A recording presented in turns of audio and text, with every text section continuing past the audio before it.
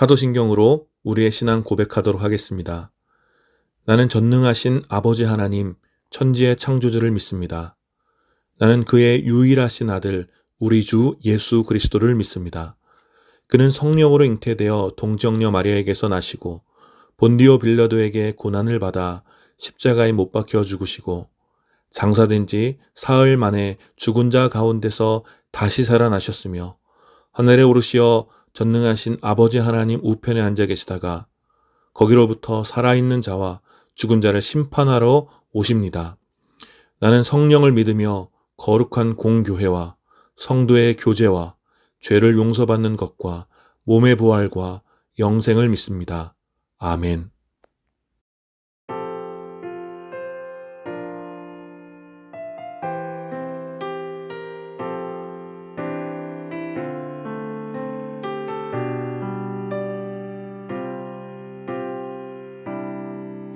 오늘 이곳에 계신 성령님, 우리에게 말씀하시고 우릴 가르치소서. 닫힌 우리 맘 열어주시고 주의 빛으로 밝혀 우릴 인도하소서. 주님보다 앞서지 않고 겸손하게 주님의 말씀 기다리니 주님 손에 우릴 드립니다. 사랑으로 인도하소서.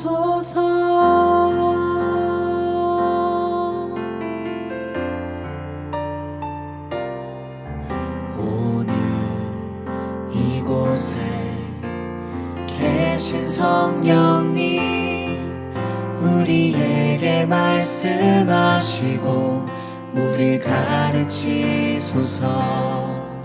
닫힌 우리 맘 열어주시고 주의 빛으로 밝혀 우릴 인도하소서. 주님보다 앞서지 않고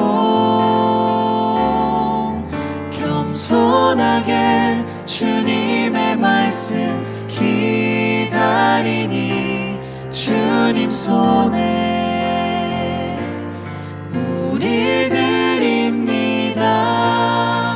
사랑으로 인도하소서.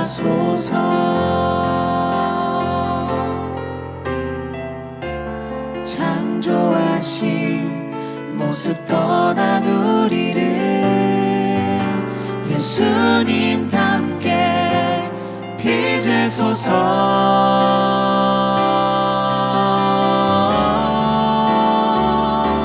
주님보다 앞서지 않고 겸손하게 주님의 말씀 기다리니 주님 손에 우릴 드립니다. 사랑으로 인도하소서. 주님보다 앞서지 않고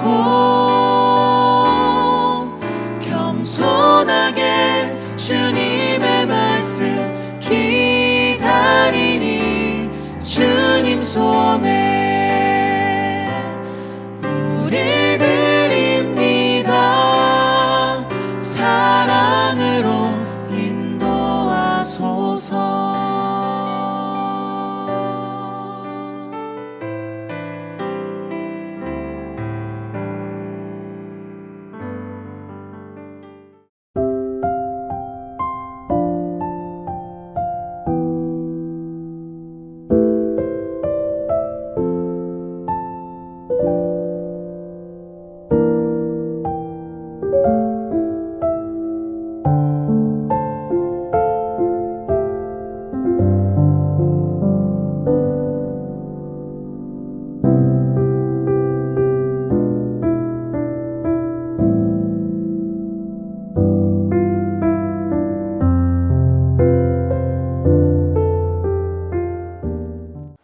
함께 드리는 예배를 위해서 잠시 기도하겠습니다. 거룩하신 하나님, 은혜를 감사합니다. 이 시간 주님께서 기뻐하시는 날 부족한 종들이 시간을 온전히 드려 주님 앞에 예배드립니다. 주님, 이 시간 우리 예배를 받아주시고 예배 가운데 드려지는 모든 신앙의 고백과 또 찬양의 고백과 저번 예물로 드려지는 우리의 모든 삶의 고백을 주님 기쁘게 받아 주시옵소서.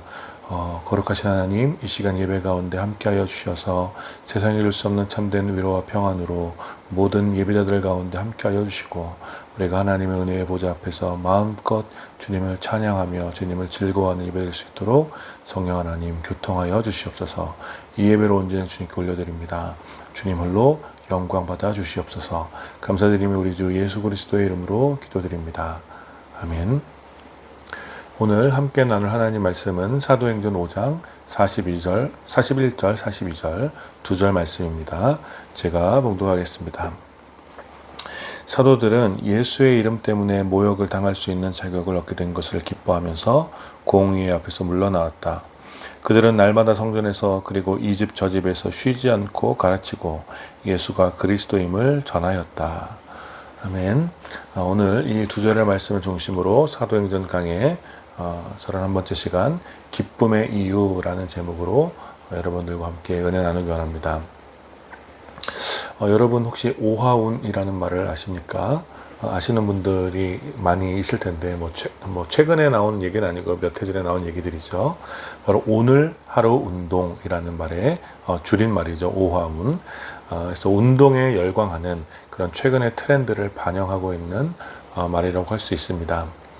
이제 몇 세대 전까지만 하더라도 이제 수직적이고 또 성과 중심의 직장 문화 때문에 어떤 일이나 삶의 어떤 밸런스를 중요하게 생각하지 못했던 사람들이 이제는 시대가 많이 바뀌어서 일과 삶의 밸런스를 중요하게 생각하게 되었죠.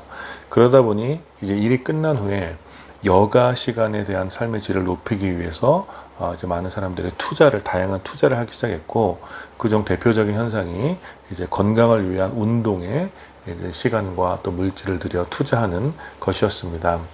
그래서 최근에는 이제 운동과 관련한 새로운 크루들이나 동호회가 많이 생겨나기도 했죠.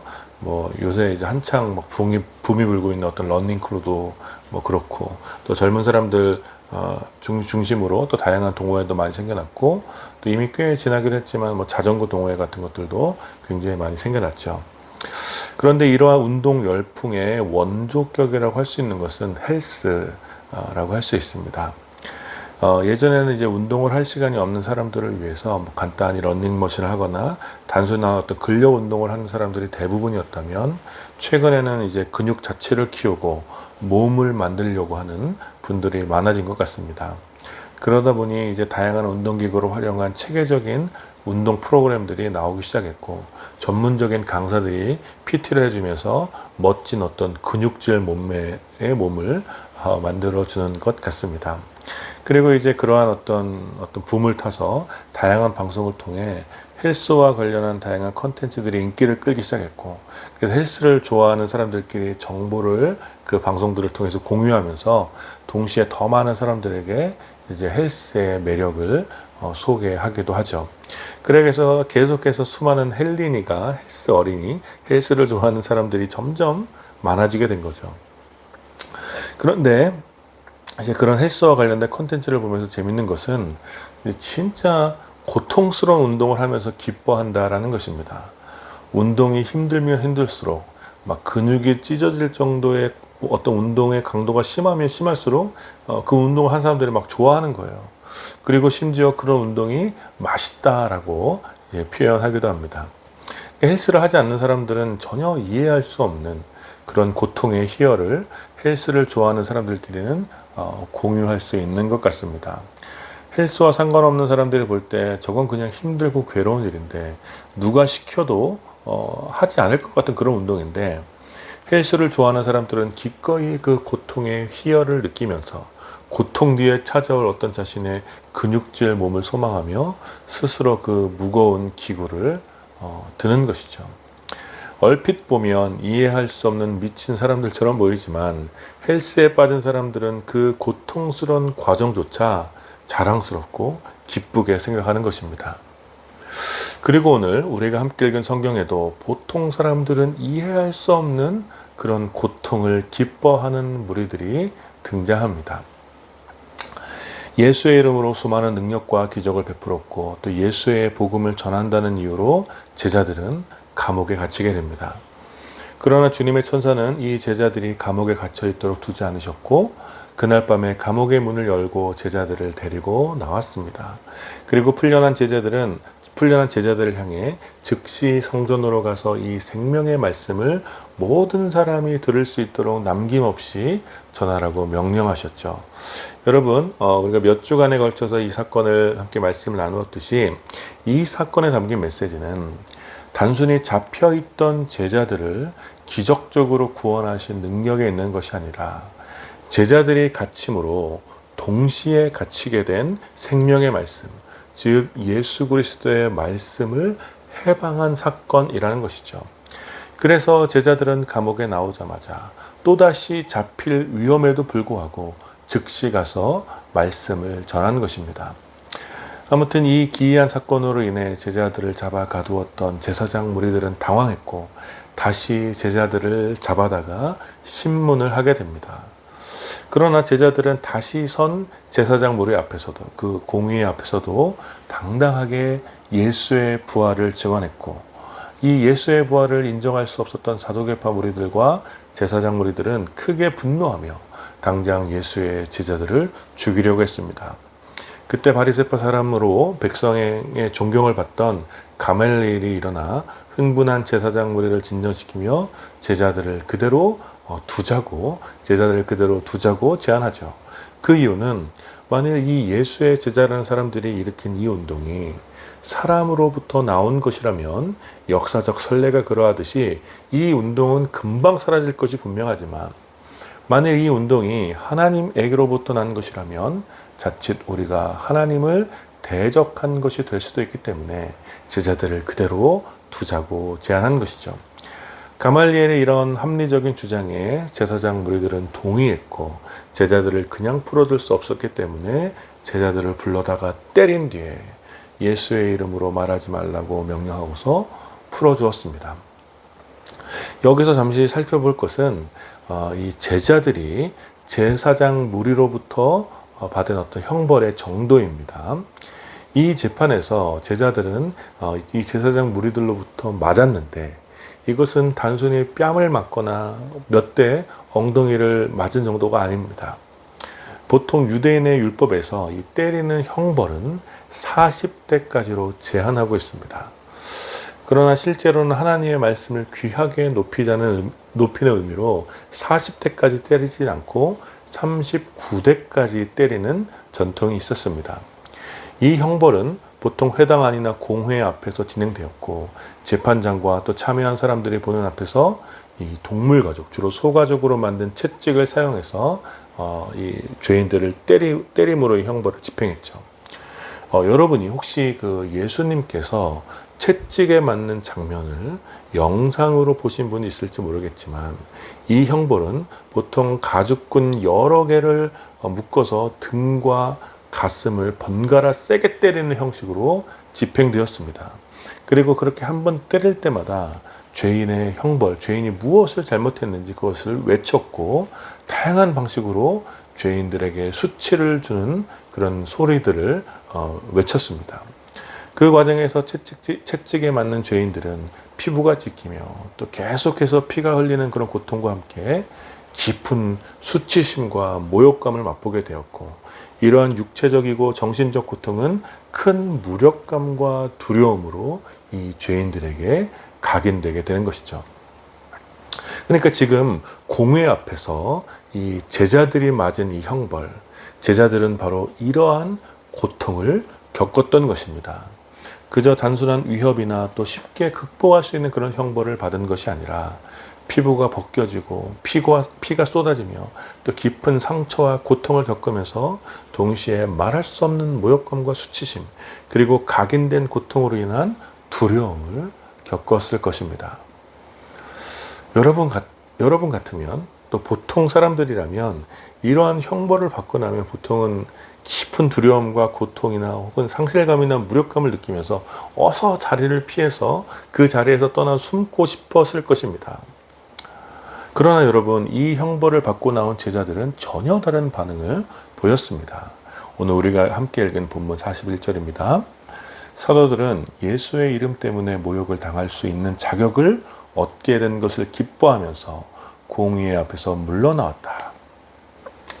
그 고통스러운 채찍에 맞고 온갖 수치와 모욕을 다 당한 뒤에 살벌한 위협을 듣고 나온 제자들은 두려워하지 않거나 아파하지 않고 오히려 기뻐했다라고 성경은 기록합니다. 그것은 단순한 어떤 형벌에 대한 해방과 또 적당한 선에서 끝났다는 안도감 때문에 느꼈던 기쁨은 당연히 아니었습니다.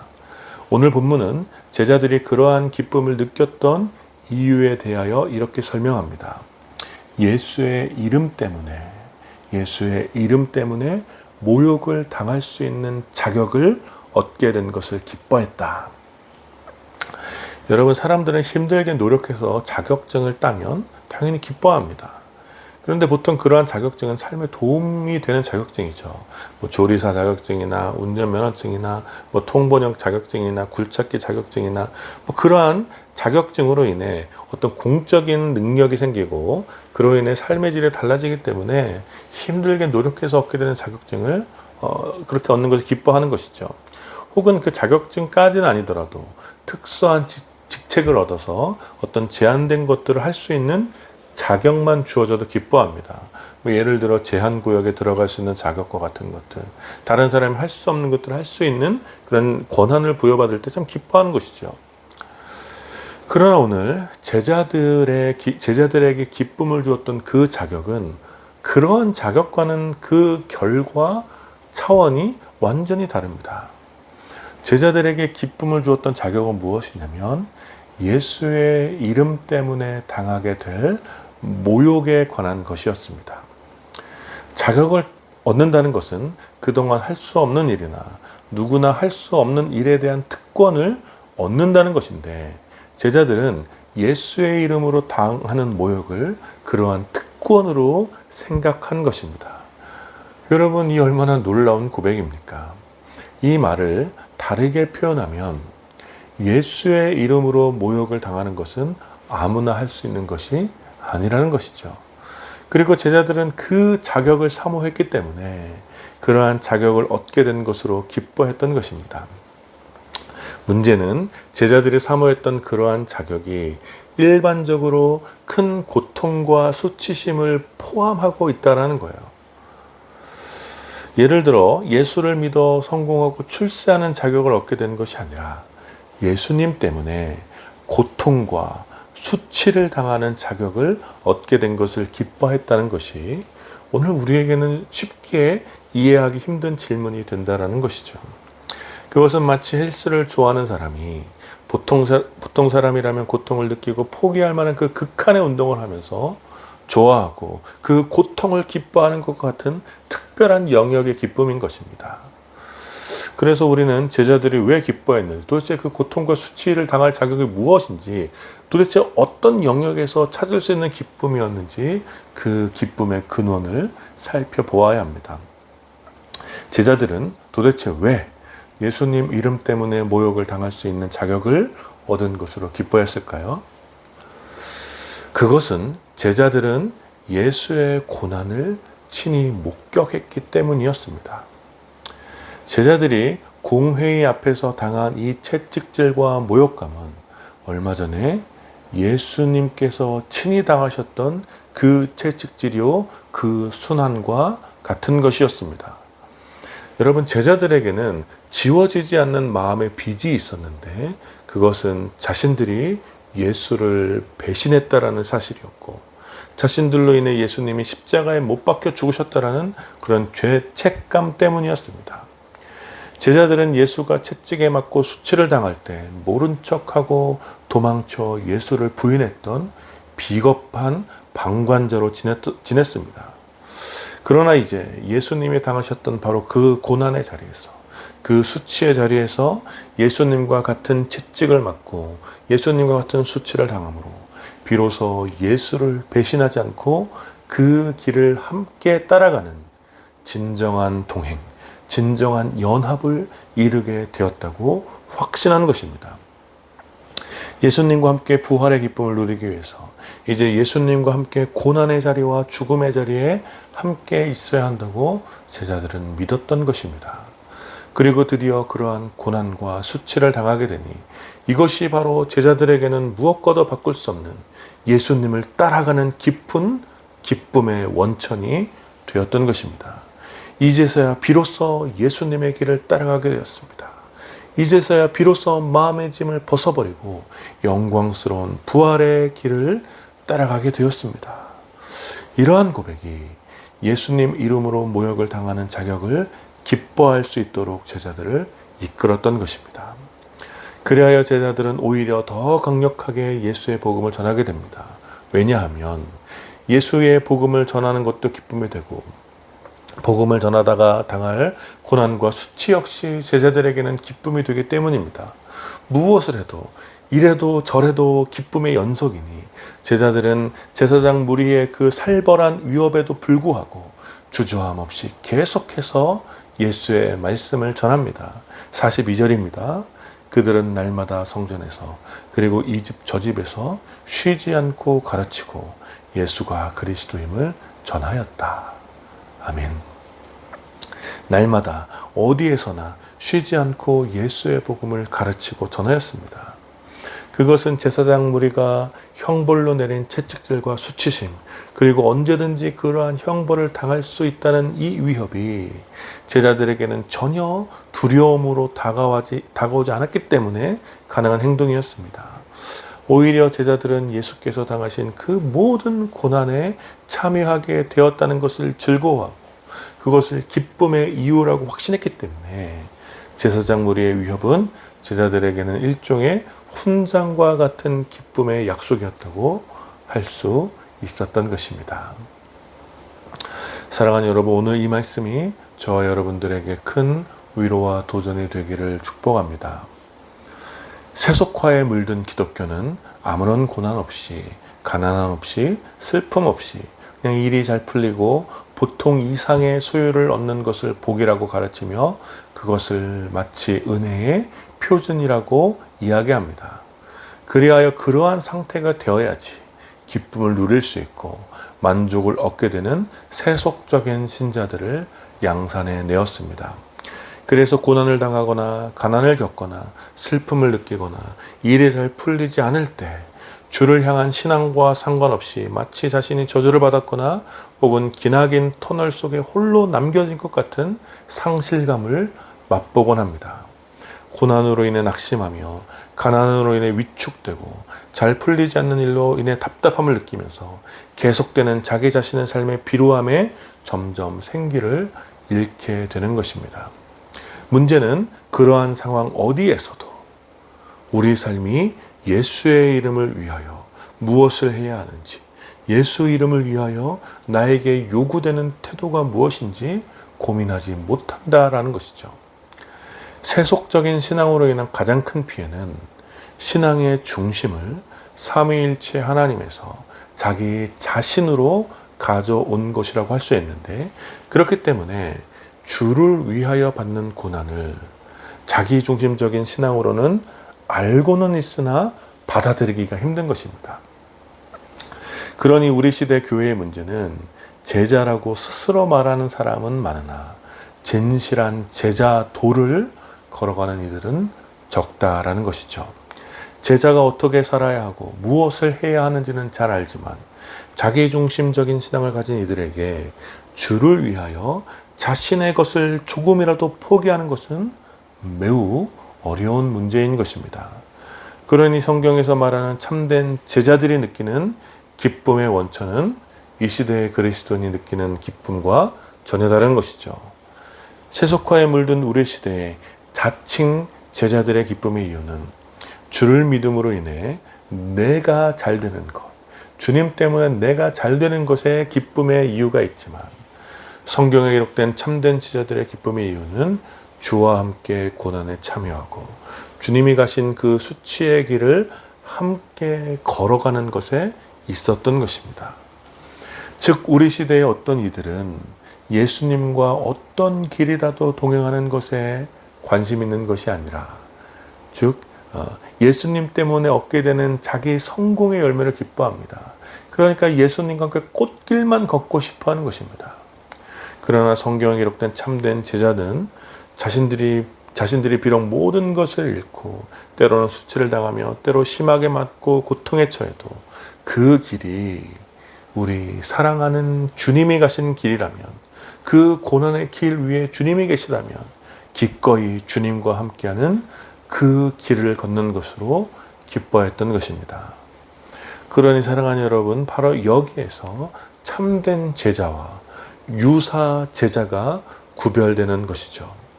우리 기쁨의 이유가 무엇인가? 우리는 무엇으로 기뻐하는가? 우리는 과연 무엇을 위해 예수를 믿고 따르고 있는가? 그 질문에 예수로 인해 고난받을 수 있는 자격을 얻는 것을 기뻐했던 제자들에게서 대답을 찾아야 하는 것입니다. 사랑하는 여러분, 여러분의 기쁨의 이유는 무엇입니까? 예수님과 함께 할 수만 있다면 어떤 고난이나 수치도 기뻐할 수 있겠습니까? 예수님과의 더 깊은 사귐을 위하여 그 어떤 대가도 기꺼이 지불할 준비가 되어 있습니까? 예수님 때문에 모든 것을 내어주고 고난을 당하는 것, 그것은 우리를 향한 예수님의 사랑을 더욱 단단한 사슬로 묶는 것과 같습니다.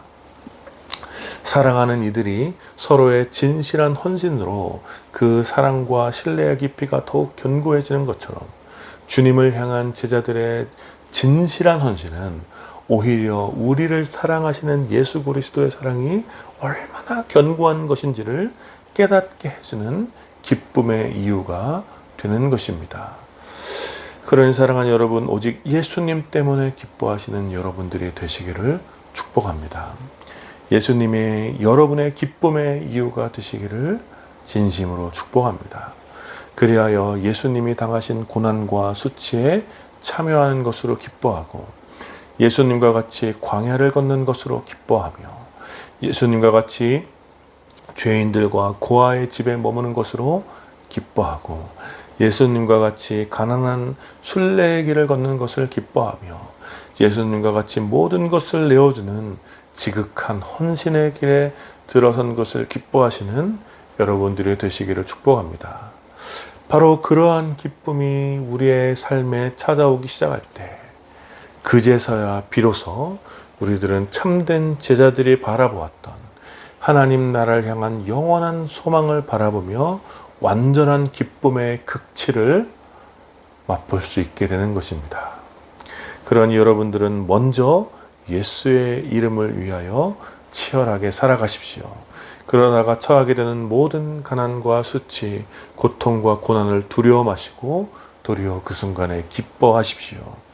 여러분이 처하게 되는 그 모든 가난함의 자리에, 그 모든 수치의 자리에, 그 모든 고통과 고난의 자리에 가슴 벅차게 사랑하시는 우리 예수님께서 함께 계심을 여러분들이 굳게 믿으시길 축복합니다.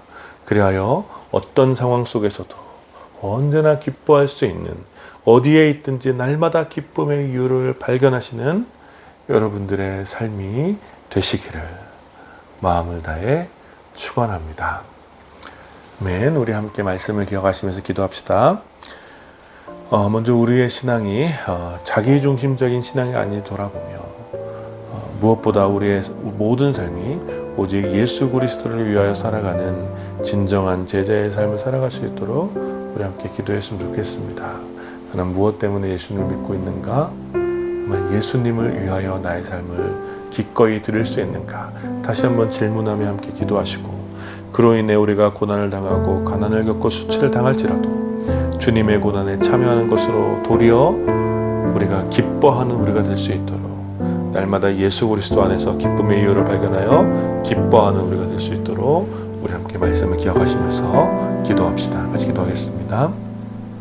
거룩하신 하나님, 이 시간도 함께 기도합니다.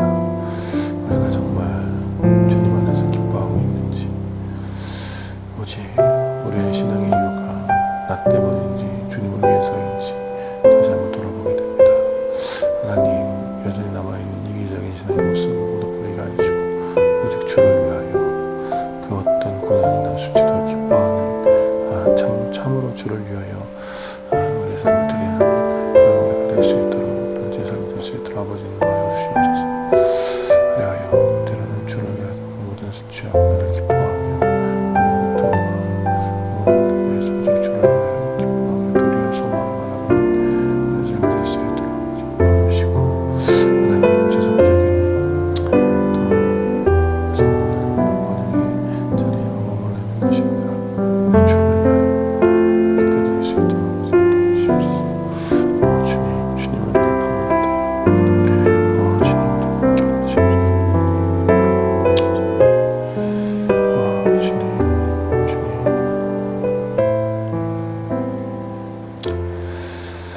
살아계신 하나님, 이 시간 여전히 남아있는 우리 자기중심적인 그런 이기적인 신앙의 모습을 버리고 오직 삼위일체 하나님을 위하여 우리의 삶을 기꺼이 내어드리는 오직 주님 안에서만 기쁨을 발견하는 우리의 삶과 우리의 신앙이 될 수 있도록 지금 우리 가운데 은혜를 베풀어 주시옵소서.